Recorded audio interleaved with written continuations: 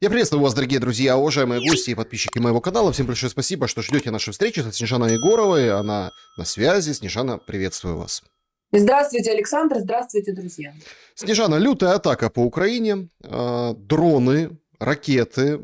Куда точно попало, не говорят, но очень так вот наблюдать, если так понаблюдать, то вот прям публикуются места, когда это жилой дом, в него влетает дрон, это сразу практически, да, и момент прилета, и последствия, это все как бы публикуется. Выходит Зеленский на фоне этой атаки и говорит о том, что в России цели новых атак. Это мосты, дамбы, водоснабжение, в общем, ужас, что нас ждет.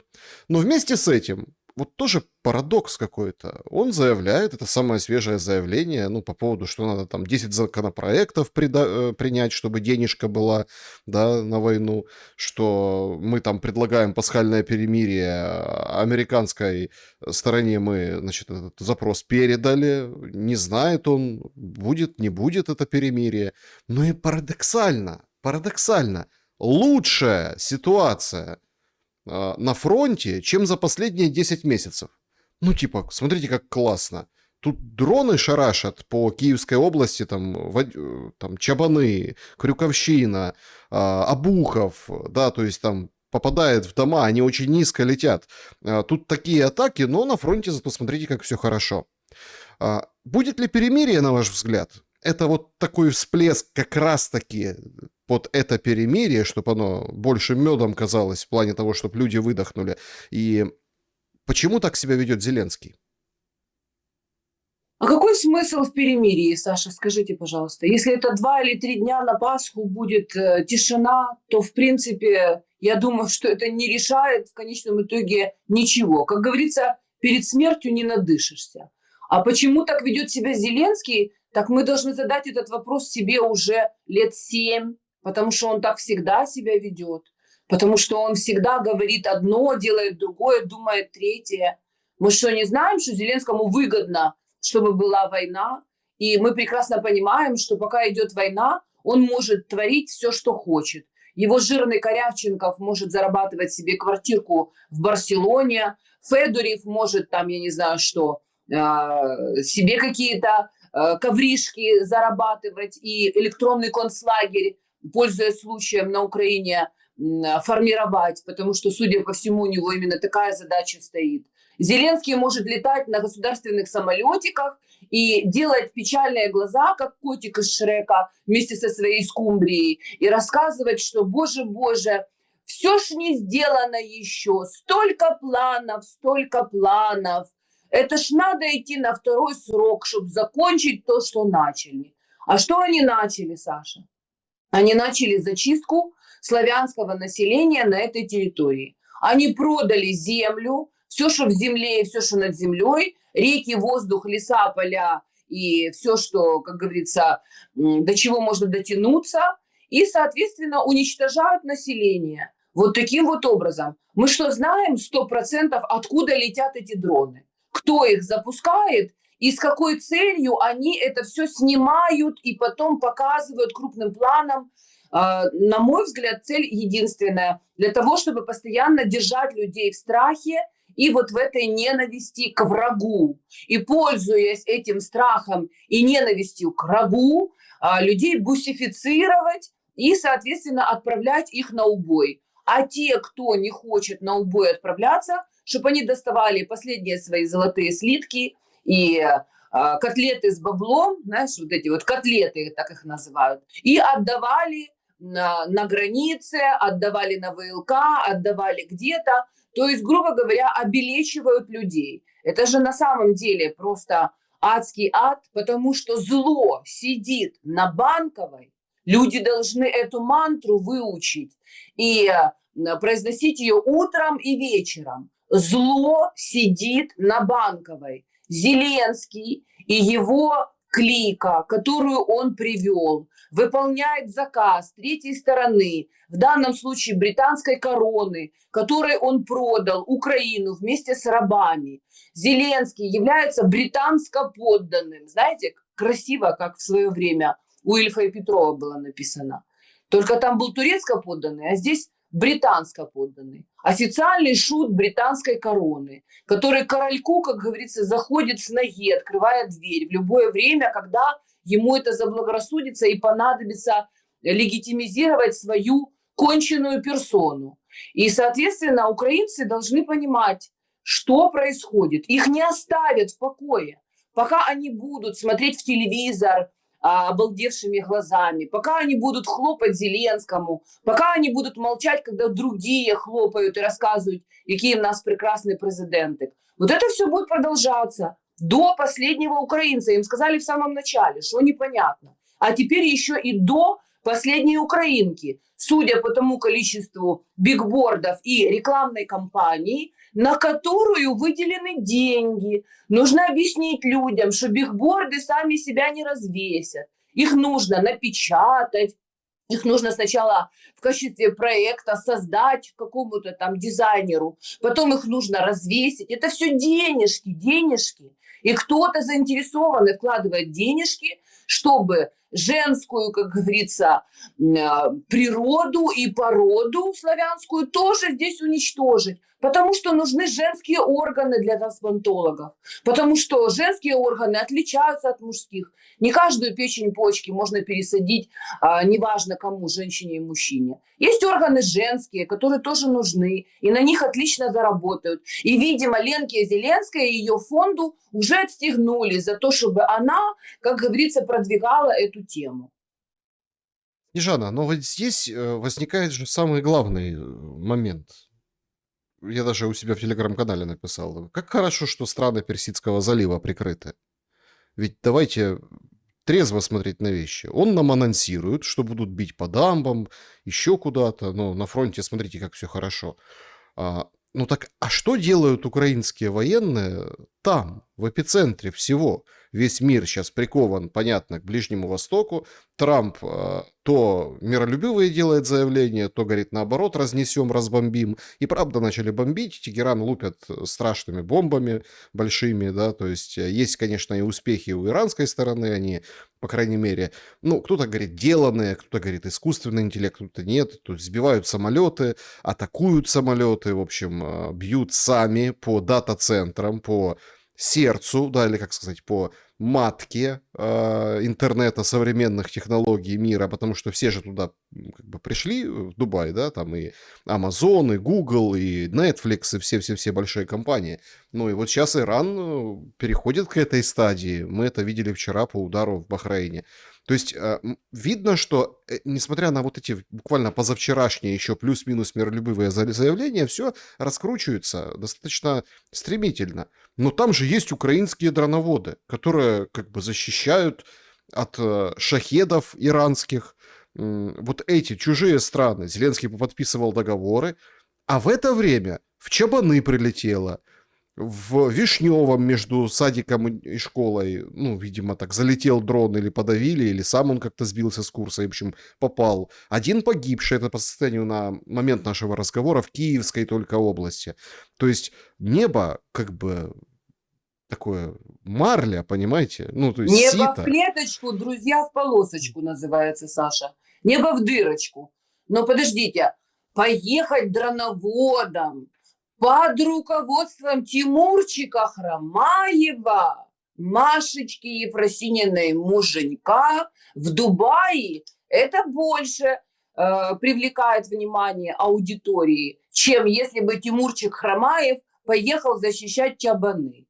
Не говоря уже о том, что Чабаны не факт, что они атакованы Российской Федерацией. Может быть, в Чабанах как раз разбираются между собой определенные группировки, которые, как говорится, пытаются друг у друга вырвать кусок лакомый из зубов, потому что Чабаны – это достаточно богатый район. Это практически, ну вот, преддверие Киева. Я просто знаю, я просто в Чабанах работала и была знакома с главой администрации, я проводила там праздники городские и прочее. Поэтому я знаю, что Чабаны – это жирный лакомый кусок.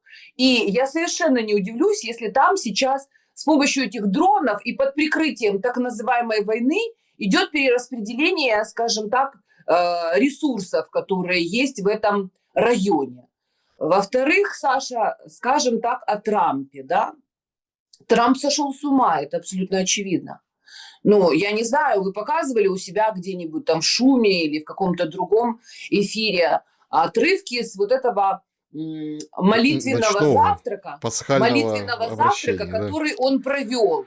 И когда опять эта бешеная ведьма, вот это у них Пола Уайт, понимаешь, только, по-моему, ее нужно называть Блэк вообще. Такая совершенно фанатичная сектантка, которая, значит, там рассказывала, что Дональд Трамп – это практически Иисус Христос. На Иисуса Христа, значит, клеветали там на него, напраслину возводили, и камнями его побивали. И Дональда Трампа тоже вот так вот ведут по этому пути. Но он восстанет и воскреснет. И старый дурак стоит и слушает, у него вот так вот обтекает все по ушам. Ну, то есть, если он окружил себя вот такими людьми, вот этими сектантами, этими невменяемыми зомбаками, фанатиками религиозными, плюс Питом Хексетом, который, вот я слушаю, да, мнение экспертов американских, военных в отставке, кадровых военных, которые знают, что такое война, они все в шоке сидят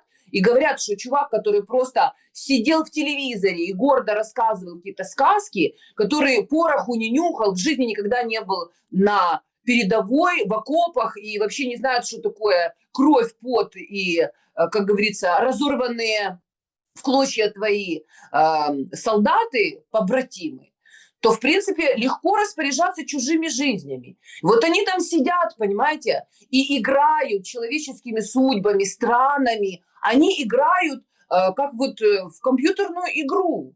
Это люди, которые сидят в ситуативной комнате, и Трамп заявляет, ну это вообще нормально, Саша, вот скажите, он говорит, если атака будет удачной, мы вот сидим в ситуативной комнате, я принимаю решение, о которых, соответственно, никто не знает, потому что там нету никаких гаджетов, как вы знаете, да, там как бы они в замкнутом пространстве. И там огромное количество экранов, и дроны, значит, со всего вот этого пространства им дают картинку благодаря Илону Маску и его вот этим вот космическим группировкам, которые, значит, весь мир окутали и могут везде заглянуть, понимаете, чуть ли не в очко каждому отдельно взятому гражданину.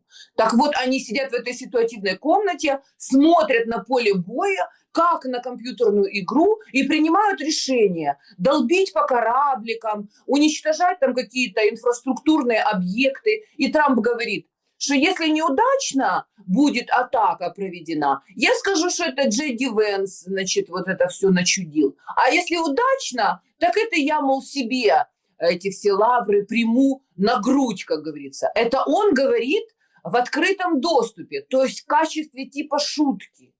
Ну, то есть это совершенно больной старый маразматик, который на почве своей алчности, демонстрируемой им на протяжении всей своей жизни, то есть у него нет вообще никаких тормозов, когда он хочет добиться цели. Единственная его цель – это обогащение любой ценой. И сейчас, когда ему в руки попал вот этот джойстик мировой, понимаете, который он вот так вот вообще им, как говорится, распоряжается. Потому что, естественно, Саша, это то, о чем я говорила долгие годы. Когда нулевой пациент Зеленский, безумная тупая обезьяна, которая свою собственную страну вовлекла в войну, и ему аплодирует весь мир, конгрессы и сенаты, и все кричат, какой он великий и прекрасный, вместо того, чтобы его в усмирительную рубашку и лечить его таблетками, и, может быть, даже электрошокером уже, то Трамп на это все смотрит. Это же его и возбудило тогда в оральном кабинете, когда он типа говорит, ты играешь, мол, вот этими всеми энергиями Третьей мировой войны, а у тебя нет карт. Вот это его и взбесило, что какой-то Клоп, пардон, блоха, Зеленский, кто-никто, и звать его никак, из какой-то там Украины затрапезной, а ему аплодирует весь мир, и он звезда номер один. А я, великий Трамп, который в шоу снимался, которого знает вся Америка, я легенда, которая была, как говорится, везде, по всем островам Эпштейна шныряла. Меня типа вот так вот задвигают и ставят на одну ступень вместе с этой блохой. А ну-ка, отойди, блоха, давай-ка я теперь тут войну замучу, потому что за мной стоит вся армада американской армии. Я ядерная держава. Это безумные люди, Саша. Это безумие. Безумие, которое основано на том, что на протяжении последних 30 лет сформировалось целый пласт безумных людей, которые никогда нигде не работали, цену жизни они не знают, их по мордасам, как говорится, жизнь не била, которые родились вот этой вот золотой ложкой в зубах, которые все получали на блюдечке с голубой каемочкой. Единственное, что им нужно было научиться, это падать на пол и сучить ногами, и громко кричать: «Дайте, дайте, дайте, хочу, хочу, хочу». А потом, когда они становились руководителями, они придумывали самые тупые, вообще невыполнимые задания и говорили: иди туда, не знаю куда, и принеси то, не знаю что. И если кто-то не может этого сделать, начинают объяснять: подождите, так этого не существует, мы не можем, направление непонятно, и принести то, что вы не знаете, мы, как говорится, не в состоянии. И тогда следующий. Давайте посмотрим на Зеленского, на его кастинг. Сколько людей уже, как говорится, упали в эту бездну. Какое количество депутатов, там, каких-то министров, каких-то там представителей чего-то там уже прошло у нас перед очами.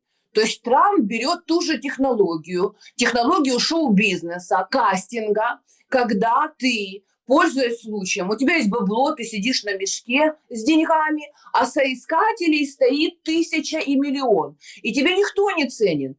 Ты не нравится тебе? Что-то ты там сказал против? Тебе эта роль не подходит, ругательная? Ты не хочешь бабки мои зарабатывать? Пошел вон, следующий.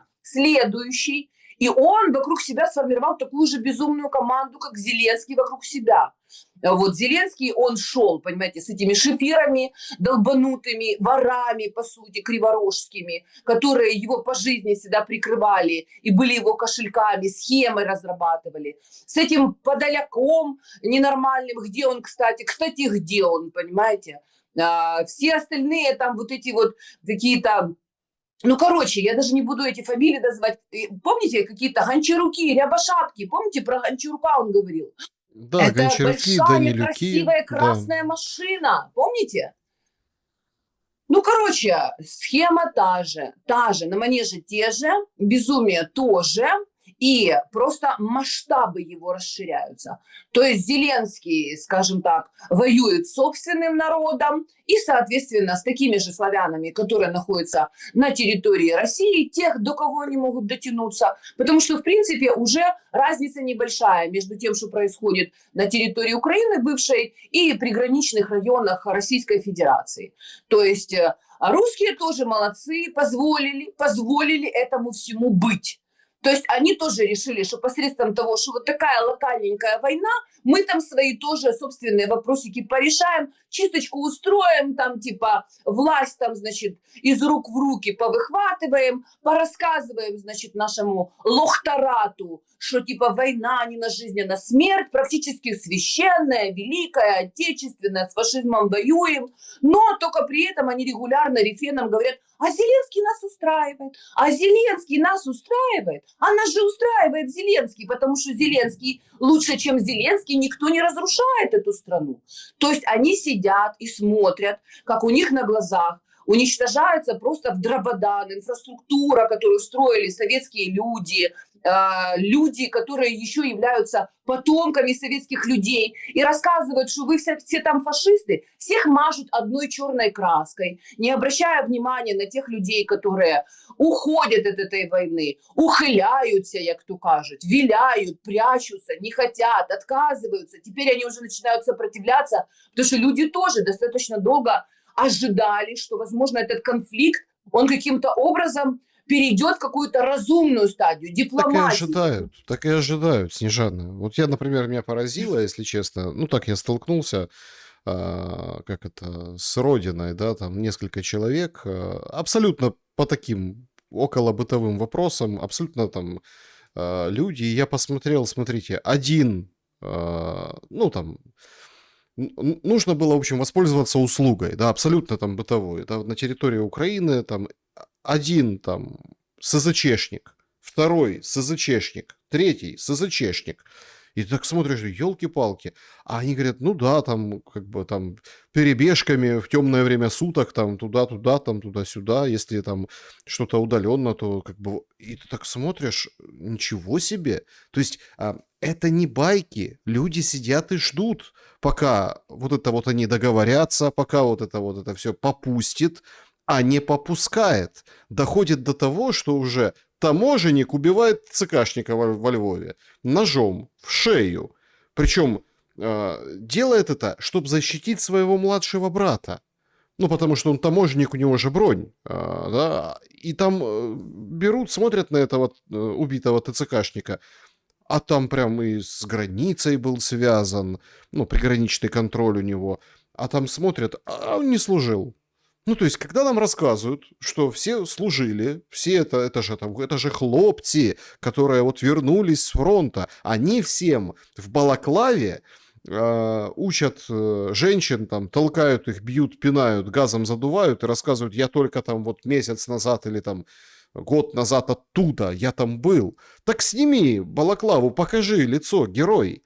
Нет, не показывают лица. Доходит до... Уже переходит за крайность. А люди ждут, чтобы это все закончилось. И уже все навоевались. Все уже примерно понимают, к чему это идет. Дальше перспектив нет. Признают это, ну, все здравомыслящие люди на кухнях, дома, в общениях, ну, абсолютно разные люди. Независимо от статуса, независимо от политических взглядов когда-то, когда была политика в Украине, независимо от религиозных предпочтений, независимо вообще ни от чего, понимаете?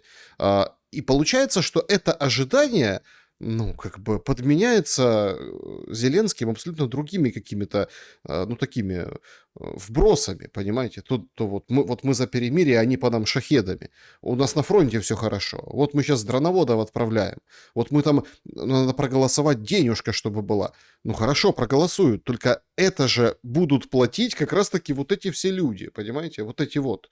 А более того, после убийства ТЦКшника выходит Минобороны и говорит, мы продумаем, мы вот искореним, ой-ой-ой, мы введем реформу, и все сейчас сидят и трут по этим ящикам, но не о чем больше тереть, понимаете, не о чем. А труд реформа ТЦК, какая она должна быть, не должна быть, а вопрос войны и мира и разрешения, ну, практически не обсуждается, потому что ну, как бы нечего обсуждать. Хотя украинский народ должен генерировать смыслы, на которые этот ящик должен отвечать, власть должна отвечать, политики должны отвечать. Получается, что дома тихонько все хотят мира, а выйдешь на улицу, и все такие потушные. Почему так происходит?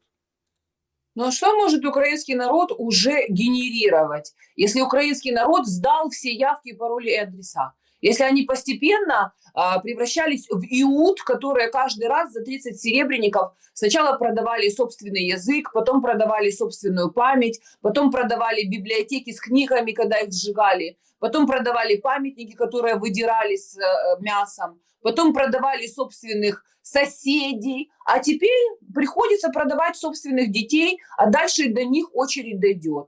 То есть они сидят и ждут, что кто-то, и вы, вот, например, Саша, я, еще какие-то люди будут бросаться на амбразуру, на них будут, значит, камни лететь, оскорбления, санкции, угрозы, хейт, а мы такие будем сидеть в домике и ждать, когда все закончится.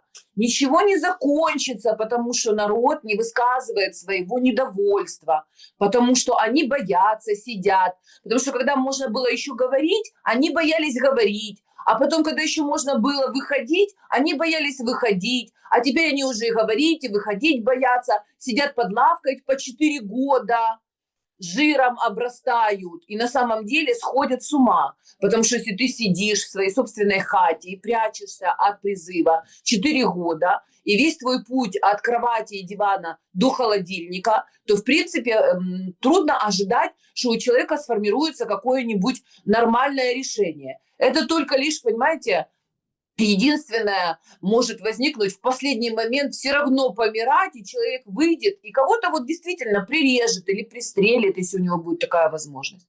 А что касается вот этой ситуации с ТЦКшником, значит, который просто является бандитом. То есть, ну для кого еще это секрет, Саша? Ну мы жили в этой стране, и даже если мы сейчас там не находимся, там живут наши родственники, и мы понимаем, с кем мы имеем дело. Они набирают просто конкретных бандюков, которые кошмарят это население. И главная задача – это заработок. Они ловят этих терпил для того, чтобы их посадить в обезьянник и обелетить. И только те, кто не сможет заплатить за себя, пойдут на убой. И, соответственно, вот эта ситуация там во Львове. Там же я сегодня слушала, разбор делал полный с обстоятельствами этого дела Тарас Никифорчук, что, оказывается, эти ребята, таможенник и его брат, они бабушку родную хоронили. И, соответственно, люди решали какие-то вопросы относительно похорон, а эта тварь конченая вообще вот залезла к ним в машину и пытался, значит, еще там, значит, машину у них отжать.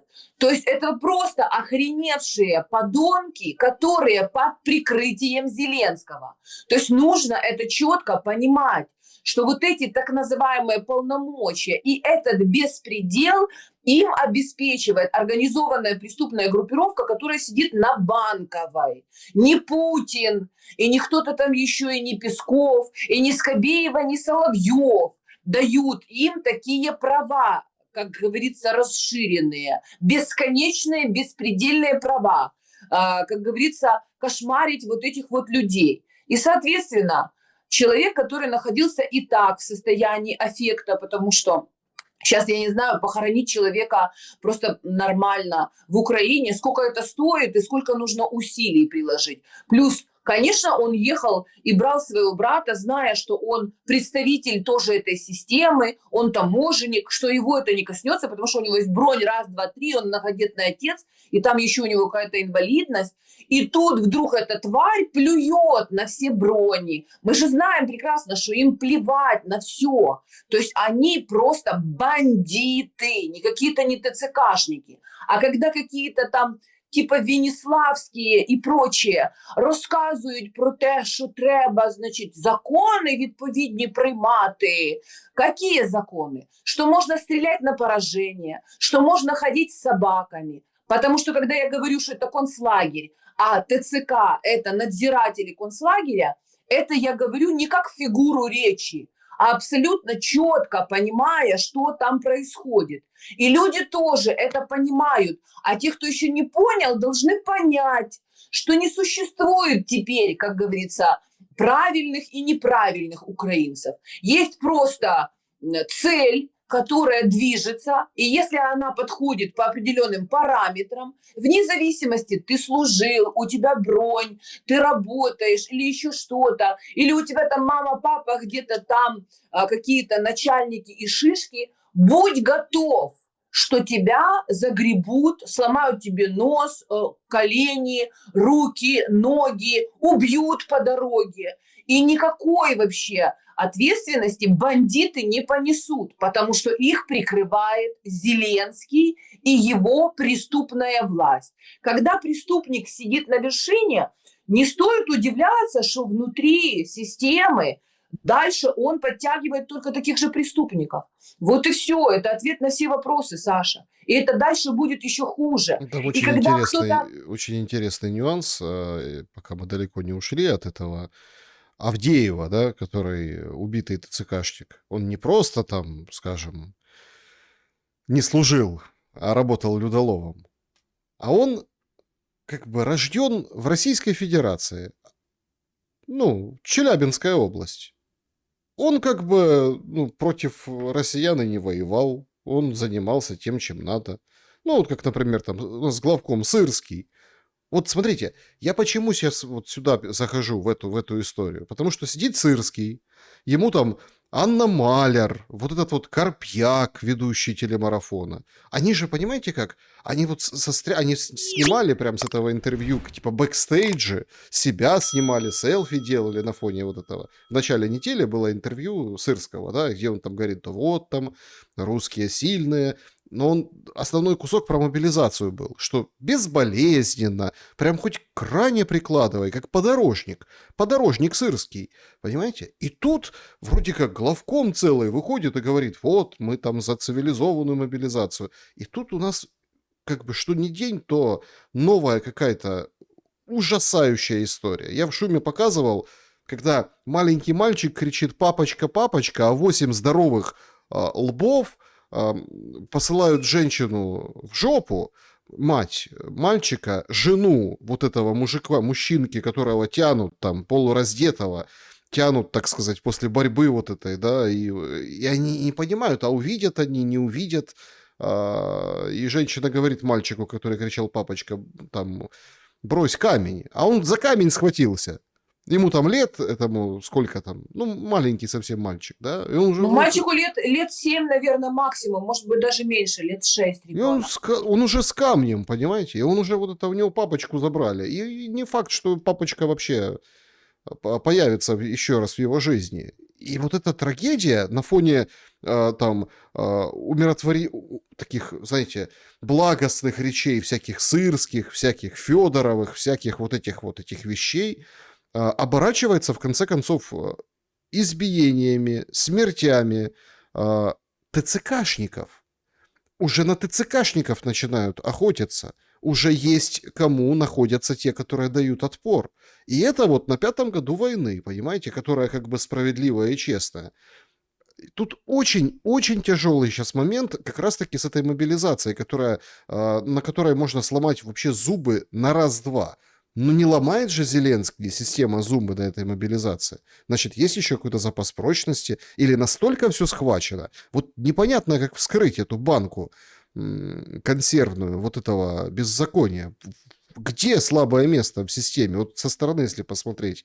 В Так людях... оно не находится внутри Украины. Прекрасно вы знаете, Александр, что Зеленский является, скажем так, орудием в руках, натруженных руках англосаксов.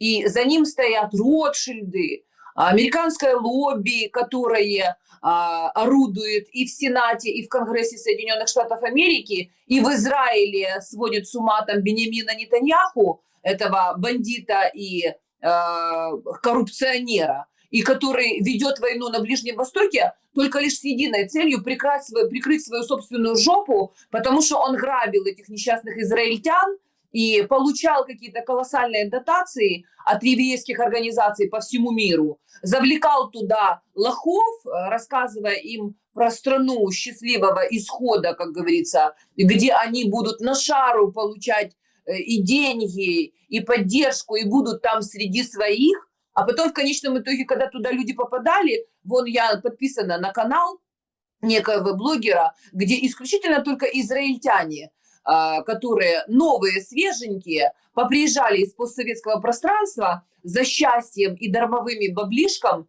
как они рассказывают все эти истории, по какие круги ада им приходится проходить, как вообще к ним там относятся, и что значит жить среди своих, что не успеешь оглянуться, и тебя там нагреют, надуют, как говорится, обманут, ограбят, и еще радостно скажут, и что-то вам не нравится, что вы тогда тут сидите. Долгами обложат, из страны не выпустят, и при этом регулярно будут рассказывать, типа, так уезжайте, если вам что-то не нравится.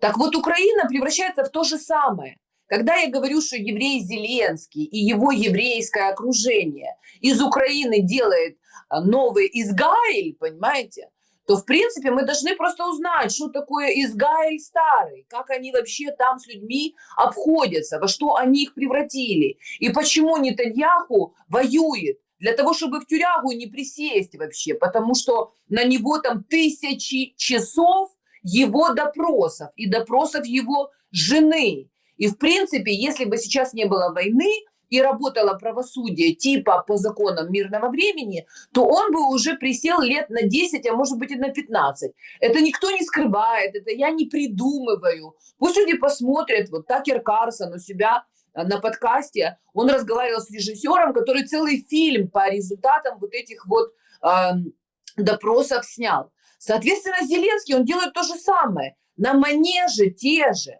Куда побежал Миндич с палетами бабла американских налогоплательщиков? Естественно, в Израиль. Естественно, они смотрят на удачный опыт, который там был применен, что как только горит жопа у Нетаньяху, начинается война или в Ливии, или в Сирии, или в Ираке, вот теперь в Иране. Соответственно, Зеленский тоже принял вот эту схему, что хочешь никогда не отвечать за свои преступления, продолжай, эскалируй дальше, больше, выше, чтобы люди решали свои проблемы, а не смотрели, какие ты им проблемы создаешь, чтобы люди боялись, чтобы люди теряли, как говорится, вот этот стержень внутренний. Нужно их ломать, ломать с детства желательно, как этого маленького мальчика, который за папочкой с камнем бежал и не знал, в кого бросать камень. Если бы мать его не остановила, потому что мать понимает, что ребенок сейчас камень бросит, а это дубина стаиросова подойдет, понимаешь, и долбанет ребенка с ноги, так что у ребенка голова отвалится. Они же преступники, Саша, это убийцы. Ни один нормальный человек, который понимает суть своих действий и который может поставить себя на место этого человека, он никогда в жизни не пойдет работать в ТЦК, ни за какие деньги. Это кровавые деньги, которые они приносят в свои семьи. И вот эти бабы, которые с ними там спят, жрут, срут, понимаешь, они тоже отгребут по полной программе. И я вам говорю, да, 5 лет. Украинцы терпилы, потому что, во-первых, они не понимали угрозы, которая исходит от Зеленского. Им казалось, и они привыкли за 20 лет, что это такой клопеныш, который бегает и прыгает, их веселит. Он же такой смешной и не может быть страшным. Но теперь, я надеюсь, они понимают, что от него зависит вот этот ад, который происходит на Украине. Он принимает заказ от британской короны, и он создает эту кровавую баню. Но люди были обмануті, їм розказували, що це ми воюємо за нашу землю, яку він продав, це ми воюємо за наших дітей і жінок, які уже сидят в подвалах, не могут получить образование, женщин тоже будут бусифицировать. Це ми воюємо за что? За что? За нашу веру, за нашего Бога. Вот уже уничтожено полностью православие, уже люди не знают, когда будет Пасха, тогда или всегда, или когда, понимаешь, вообще куда идти и на каком языке, какому Богу молиться, куда бежать. То есть, когда они поймут, что выхода нет, що концлагерь, поки вони мовчали, терпіли, робили вигляд, що їх це не стосується, дивилися в телевізор, кричали про потужність, про незламність. Их просто уже, вот этот концлагерь выстроен, вышки стоят, и на них автоматчики. Осталось только, чтобы Венеславский подал еще закон о том, чтобы стреляли на поражение в спину. И Это чтобы... сейчас очень активно, это прям очень активно обсуждается, что ТЦКшникам надо разрешить стрелять, понимаете? Это прям вот прям тема, да, вот этих ультрапатриотов, всяких вот этих товарищей. Но ведь тоже, по большому-то счету, это же какой-то бумеранг кровавый возвращается. Вот есть Стерненко, да, он же убил человека, да, вот, ну, убийца конкретно. Да. И вот этот таможенник, он же, ну, тут, как бы тут точно так же, там, нож, тут, ну, так вот, если разобраться, да, то есть Тільки ситуація... Стерненко герой, який на рекламних плакатах зараз, і його дівчата в кафе зустрічають. Що це Стерненко? Так, це Стерненко! А вот этот чувак, который брата своего защищал, будет убийцей, и его будут камнями побивать. Точно так же, как вот этих, которые один Фару завалил, потому что она рот свой никак не закрывала и все призывала вбывать, москали вбывать, идти на ту Москву.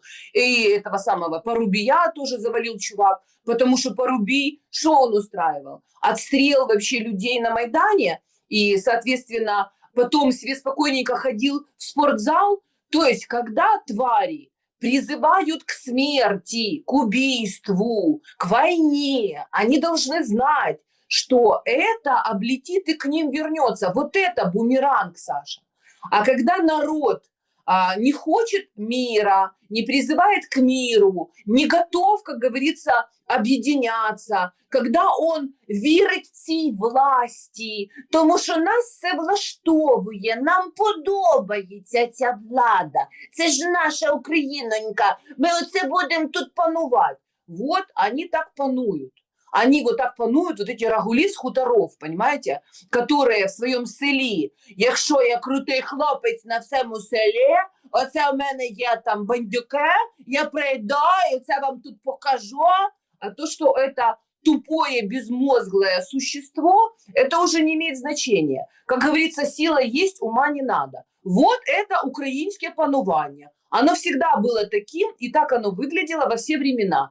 І батько їх Бандера був такий, і Шухевич був такий, і всі вони були такі, ці геройчики, тому що вони брали бабки у немцев, у поляков, у кого ты хочешь. Брали бабки и кошмарили народ. Потом днем они прятались в схроны, чтобы их невозможно было найти, а по ночам они выходили и убивали людей. Уничтожали, стреляли в живот беременным женщинам, убивали стариков, уничтожали детей. То есть они воюют с беззащитными. В этом и есть фишка вот этого украинского конченного нацизма. Потому что они воюют с теми, кто не может им ответить. Вот с этой женщиной, которая с ребенком шла, с этим ребенком, который с камнем, с этими мужиками, которые бабушку хоронят. И они беззащитные в этот момент. Они воюют с теми, кто не может им ответить.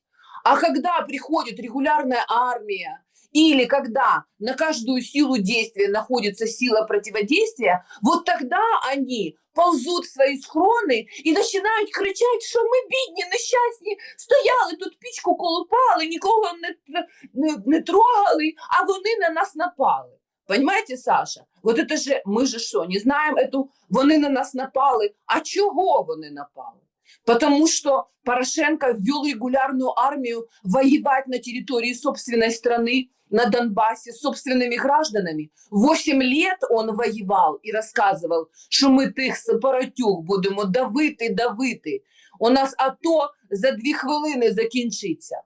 И что, не было возможности тогда договариваться? Да потому что они не хотят договариваться. Их задача заключается освободить эту землю от людей. Это план ОСТ, который был разработан еще для Гитлера. И разработан он был в британском тайном королевском обществе, потому что их главная задача, естественно, расчленить Россию и взять контроль над ее ресурсами. Кто владеет Хартландом, тот владеет миром. То, что у них это, фокус, понимаете, они фиксируются на этой цели на протяжении столетий. Вопрос только в другом, что, видимо, наши предки были как-то умнее, здоровее, психически, вообще как-то понимали быстрее, где враг. А мы, получается, поколение долбов, извините, на добром слове, которые вот это вот в телевизоре нам все время какую-то хрень показывают, понимаете, а мы верим иллюзиям, вместо того, чтобы поверить собственной исторической памяти и собственным дедам и отцам, которые кровь проливали за эту землю. А що Пипа говорить? Що не буде ніякого, значить, подвигу, бо в покидьків нема подвигу на музеї Великой Отечественной войны. Они сбивают вообще надпись «Ваш подвиг будет в памяти навечно». И эта тварь, она депутат, она стоит с довольной рожей своей дебильной, понимаете? И ее ничего не чешет, не тянет, не муляет, понимаете? И никто вообще не говорит, ты что, конченая? А то, что они хотят и выбрасывали сначала во Львове с кладбищ кости советских солдат, а сейчас они еще где-то хотят перезахоронение делать. Это что, Саша? Вот это не бумеранг. Саша, это кара небесная. Это возмездие приходит к народу, потерявшему свою память, который пошел за мзду малую, за вот эти вот, знаете, конфетки, бараночки, за вот эти посулы, за вот этой морковочкой, как осел, идет на убой. И детей своих ведет. Снежана, ну, опять-таки, есть ли какой-то выход из этого. Вот Буданов, ну, Зеленский же просто его на ноль умножил, когда говорит, ничего нет, никаких переговоров, никаких успехов. А Буданов говорит, есть успехи. Вот сегодняшнее там интервью, там, где он на ПВО рассуждает Зеленский, общение типа, общение с журналистами, так называют, где он говорит, мы хотим эти ТААДы, ну, вот эти, как бы, круче Патриота, которые мы хотим Патриоты, мы хотим все, и на Ближнем Востоке это есть, и они нам могут передать, вот поэтому это все нужно, да, в то время, когда по тем же Чабанан прилетела в ветеринарную клинику, сгорели все животные, и все так радуются, ну, не то, что радуются, а в смысле лихо, да, радостно, шарят эту новость, ну, там, частный дом, ветеринарная клиника, погибли животные, да елки-палки, люди гибнут каждый день. То есть нам все рассказывают о том, что вот, смотрите, выходят какие-то сухопутных сил, говорят, мол, ты приходишь в армию, ну, вся система заточена на то, чтобы ты не погиб. Ты еще типа попробуй там погибнуть. Такое рассказывают, да, там всякие военные. Молодюсенькие, молодюсенькие. Они там, ну, сознанием дела говорят. Правда, кладбища растут. Растут на глазах и продолжают это делать. Ну, мы показываем, животных убили, клиника ветеринарная разрушена. Нет, это плохо, это трагедия, действительно. Но как-то нам сбили фокус и приоритеты сбили. И вот он говорит, я доволен Будановым. Доволен Зеленский Будановым. То есть изначально, я помню, когда он только приходил, и вот эту рокировку он делал, изначально же была версия о том, что это он его зашлет на вот эти бессмысленные переговоры, да, там ездить с американцами, со всеми на свете, как бы что-то там тереть, и это ни к чему не приведет. А потом Зеленский выйдет и будет все как бы опять как бы отменять.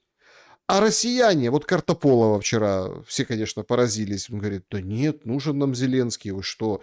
Он нелегитимный, но он будет организовывать процесс перехода, да, к капитуляции, да, к подписанию выгодных для России условий. Он будет отвечать за преступления, он, конечно, не будем мы его убивать.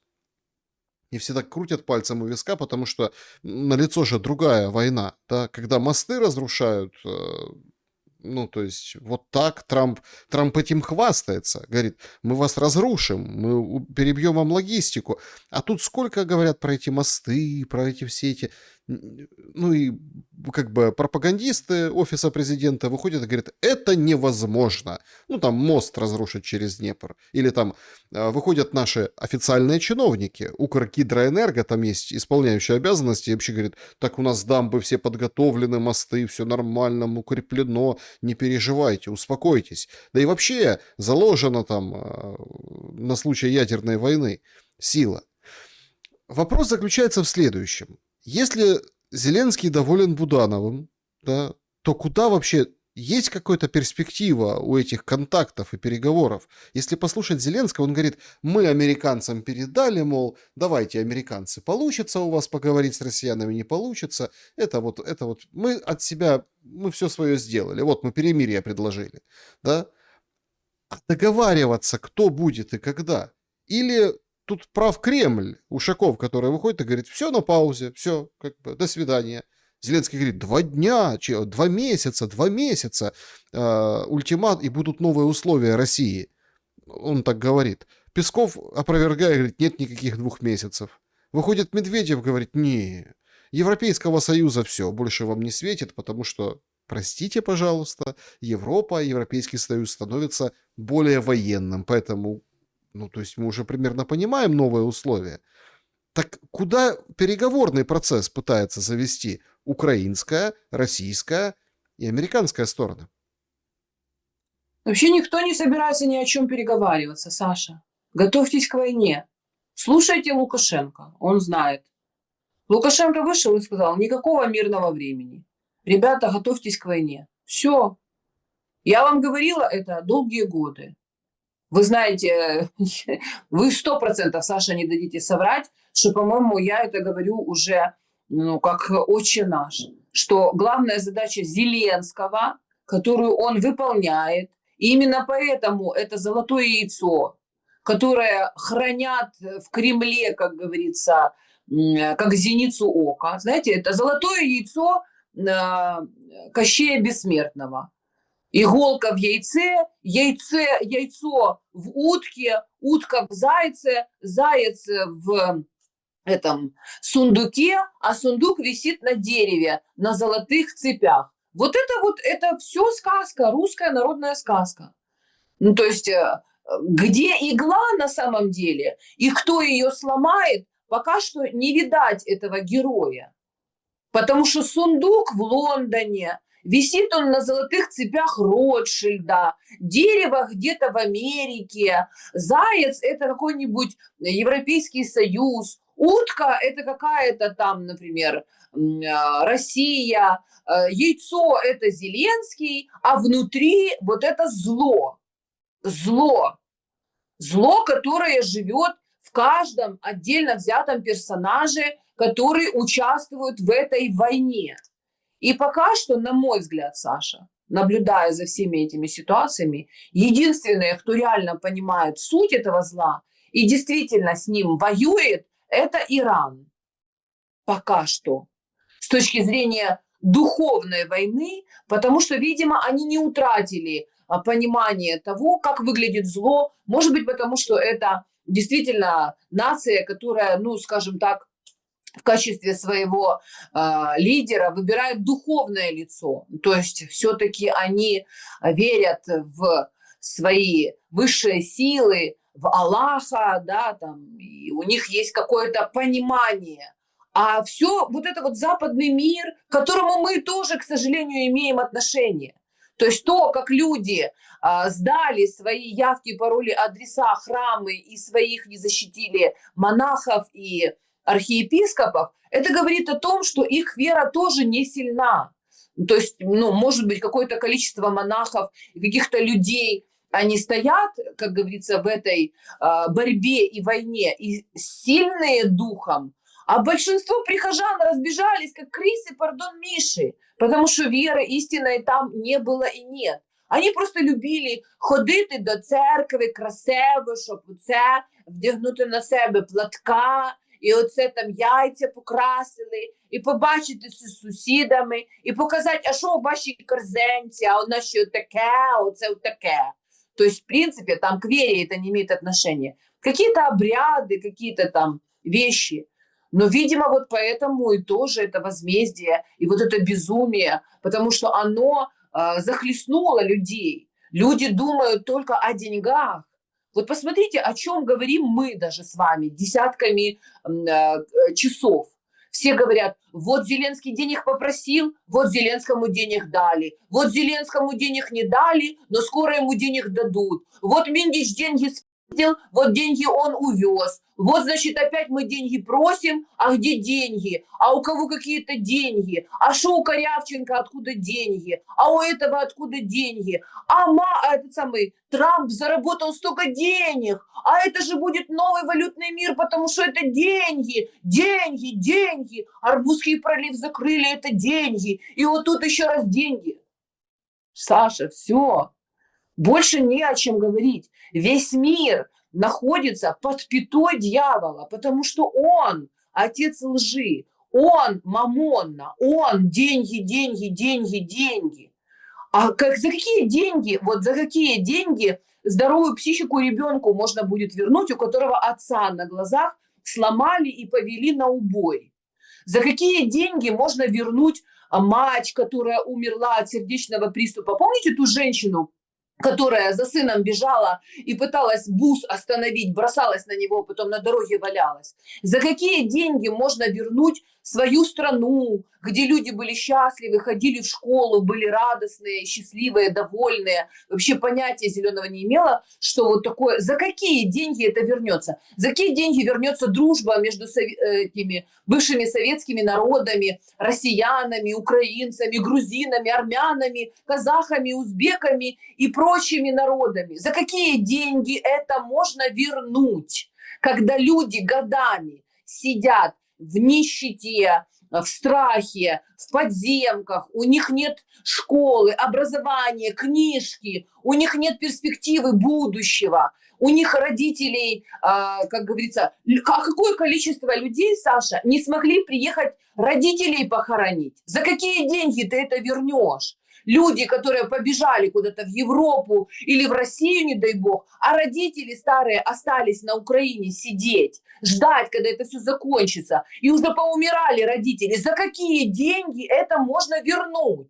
За какие деньги ты получишь проезд, например, в Россию, если у тебя там родственники похоронены, ты хочешь на могилы их приехать? За какие деньги?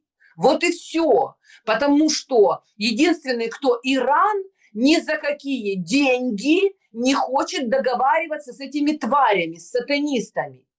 А в Белом доме нам рассказывают про деньги. Как деньги, деньги, скоро будут деньги, вот это ваши деньги. Все, что связано с западными вот этими финансовыми структурами, с вот этими иудейскими, понимаете, историями, нужно свести в одну историю.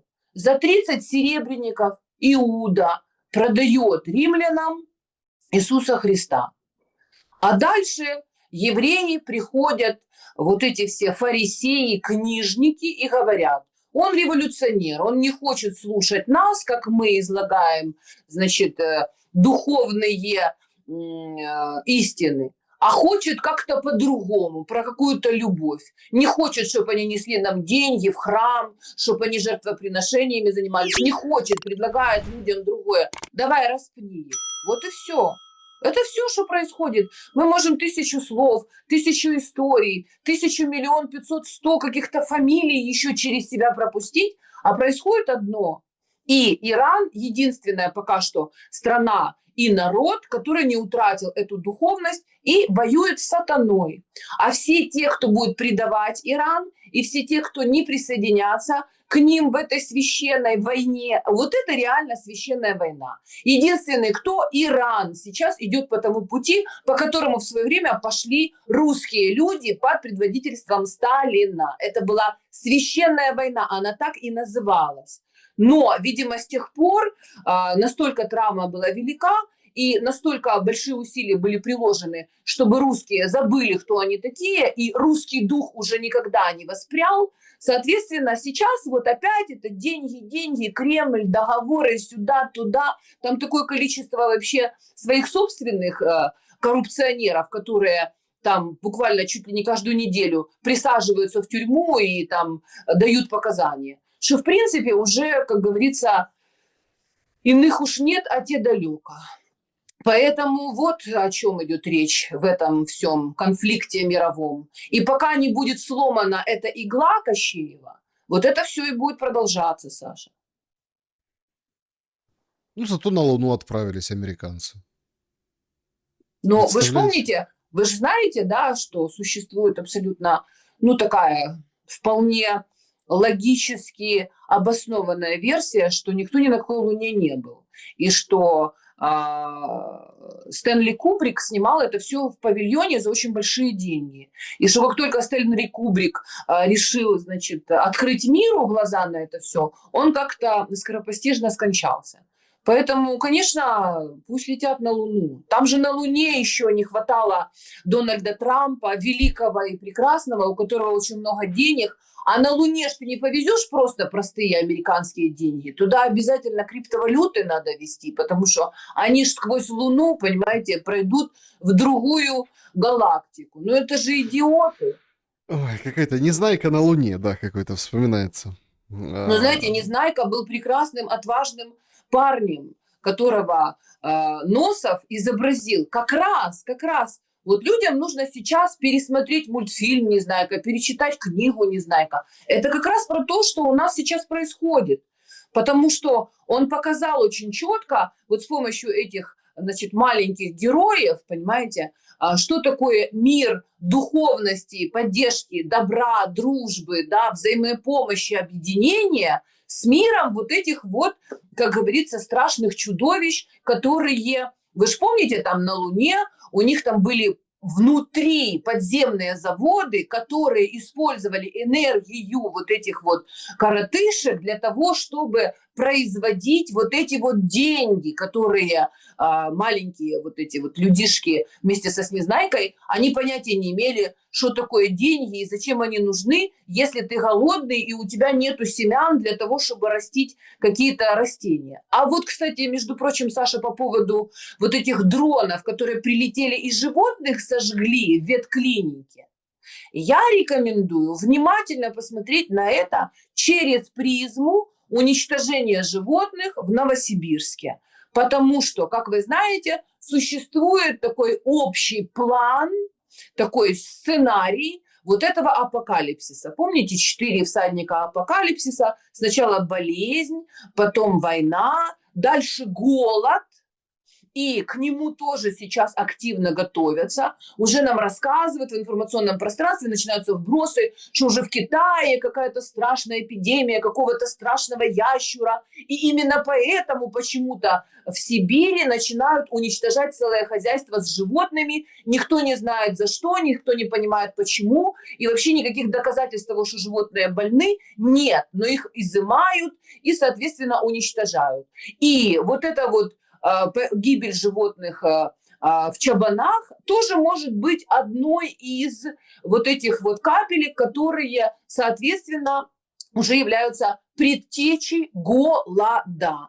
Потому что людей сначала загнали через пандемию в дома, разрушили, разорвали связи, отучили их от самостоятельного зарабатывания денег, присадили их на вот эти все виртуальные гаджеты, на информацию, которую они начали потреблять, и, соответственно, большое количество неподготовленных к такому потоку просто тупо сошли с ума, их просто захлестнула эта информация. Дальше их в войну погрузили, то есть просто показали им кровь, гробы и кладбища. Дальше просто закроют все магазины, все склады, уничтожат животных, не дадут возможность людям самостоятельно выживать, устроят им голод, а дальше смерть. Как говорится, люди будут идти и просить этой смерти. Ведь уже же принимаются законы в Европе про эвтаназию. Ну, то есть не можешь жить нормально, нет у тебя возможностей, источников дохода, там, денег и все. Иди, мы тебе сделаем укольчик, и всего тебе доброго, прощай, поминай, как звали.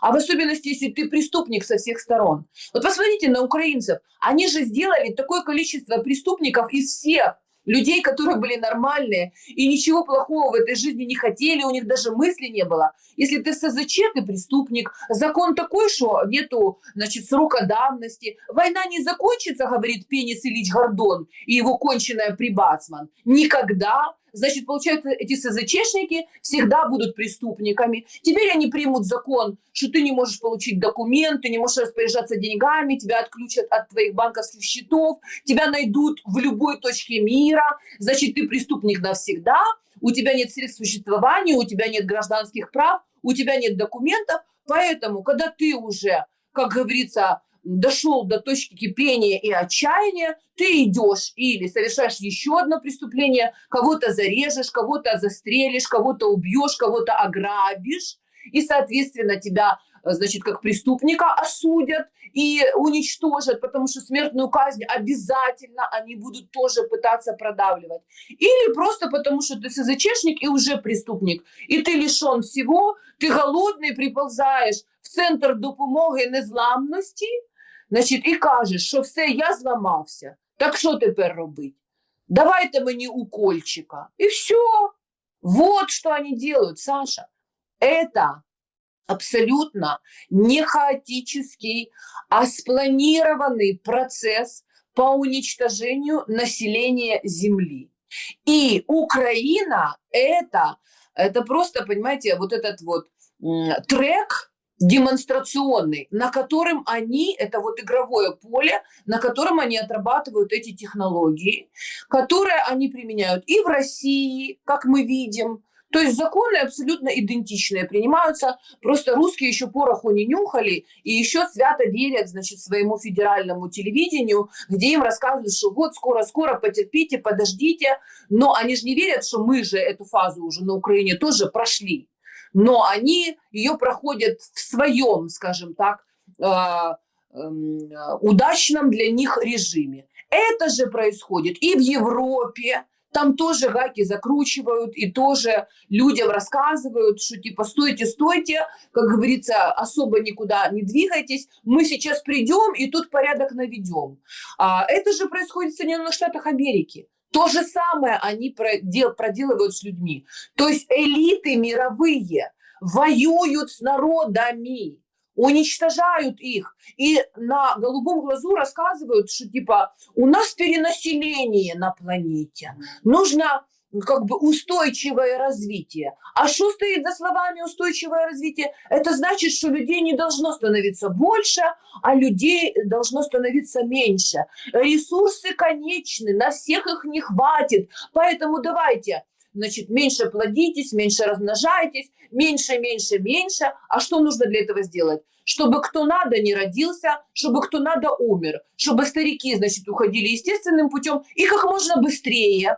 Потому что когда нормальная жизнь, дети рядом, люди счастливы, никаких сердечных приступов, есть лекарства, есть медицина, они живут долго. А когда их создать, вот эти вот условия, тревоги включать каждые 2 часа, чтобы у человека, понимаете, Кондратий его начал бить, лекарства отменить, потому что цены такие, что человек не может себе позволить, врачей убрать, потому что человек не может загодя прийти и обнаружить свою проблему, чтобы просто умирали, умирали, умирали. И вот это все мы наблюдаем. И люди сидят и смотрят в телевизор и ждут, что Зеленский, убийца и палач, их собирается спасать со своим британским паспортом, с конченной скумбрией, которая развешивает шторочки в королевском дворце, которые они купили у британской короны. Но это вот, Саша, что сказать? Это шизофрения, понимаете? И сколько ты им не говори, глаза им не открывай, они не хотят. Они хотят умереть в безумии и в счастливом, как говорится, неведении. Экстазе, да. Да. В счастливом экстазе. Снежана Егорова была моя собеседница сегодня. Спасибо за время и мысли. Спасибо, дорогие друзья, спасибо, Саша, за то, что вы есть. Будем бороться за здравый смысл. Пока еще есть такая надежда, потому что надежда умирает последней. И не от эвтаназии. Ну, будем надеяться, что не от нее. Друзья, всем большое спасибо. Еще раз берегите себя и друг друга. Добра и света. Увидимся.